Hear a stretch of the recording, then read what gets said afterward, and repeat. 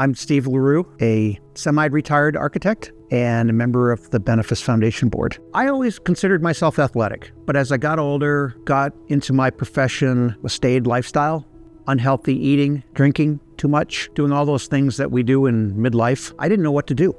20 years ago, my oldest son became involved in triathlon, and we were skiing one day, and I was way overweight. I could hardly ski or run. I've been skiing since I was 2. I was a ski racer. And he said, you need to do something. You're really unhealthy. And he said, I got a great idea for you. We're going to do a triathlon. I'm like, I don't even know how to swim. I signed up for a sprint triathlon here in Great Falls that August. And when I came in on the finish line, I was dying. I mean, this is a sprint triathlon. It's not very long. I had people lined up cheering for me. I'm getting emotional about it now because it was something that I realized that I could do. It's something that I realized I had support for, and realized that without that support, I really couldn't do it or wouldn't do it.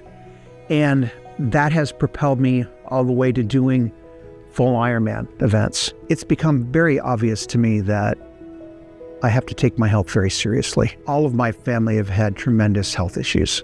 My mom passed away at the age I am right now from complications due to Alzheimer's. My mom was the best mom in the world. I watched her go from afar, but oh my God, that was so hard because she was always really sharp. I was never afraid of my dad, but I was afraid of my 4'11", 85-pound mother. If she raised her voice, you knew you were in deep. And I watched her go from that to being...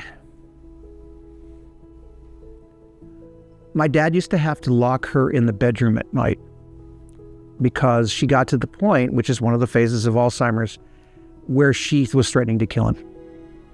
This is somebody she loved more than anybody on earth. And I watched that, and I watched how hard that was. And I don't want to be that for my family. My father loved my mother unconditionally, which is great. However, he really should have gotten her help a long time before he ever did.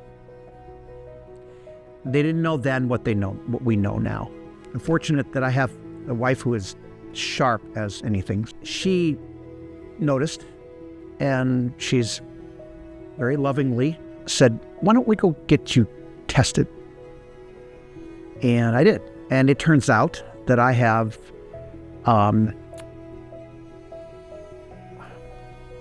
mild cognitive delay, which can be a precursor to Alzheimer's or dementia in general. It took me back for about 2 hours. Then in my normal way is jump on that horse and ride. Let's go. Let's get this done. Let's find out what I can do. Well, hell yeah, I'm nervous.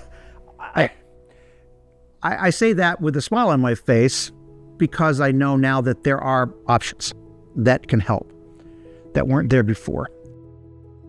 And with a Healthy Aging Center, we'll have the ability to go and find out what's going on. If we have the right people who can help you not only get a diagnosis, but then how to deal with it. I, with this diagnosis, don't feel condemned.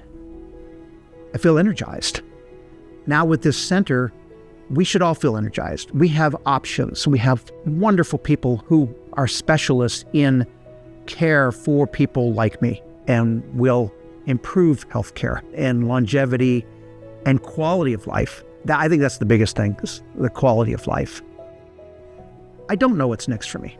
I don't, but I know that it could be good. That's what I'm encouraged about, is that I don't feel like this is a death sentence. I mean, I can do an Ironman, but I may not remember it 60 days from now. You know, I'm making a joke of it, but that's probably going to be true at some point. But that's okay. And people need to understand that that's okay. I'm not giving up. I got a lot of life to live. I want to see my grandsons, who are 5 and 2. I want to see them graduate from college at least. That's going to be a while. That's going to be a while. And yeah, I plan on being there.